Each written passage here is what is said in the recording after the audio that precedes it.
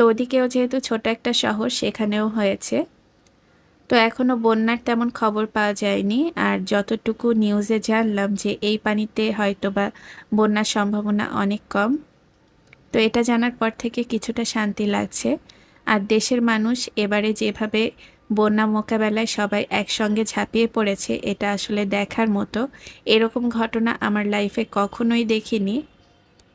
অনেক বন্যা হয়েছে, তখন দেখা গেছে বিদেশি সব সংস্থাগুলো কিংবা সরকার সব কিছুতে এগিয়ে এসেছে, কিন্তু এবারে দেখতে পাচ্ছি সরকারের সঙ্গে কিন্তু স্টুডেন্টরা আর দেশের সব জনগণ এগিয়ে এসেছে। এটা দেখার পর থেকে খুব ভালো লাগছে।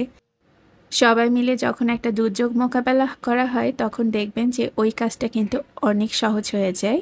তো এবারেও তেমন হয়েছে। প্রতিবেশী দেশগুলো থেকে এই বাঁধগুলো ছেড়ে দেওয়ার আগে যদি আমাদের দেশকে একটু জানাতো, তাহলে হয়তো এত লাখ লাখ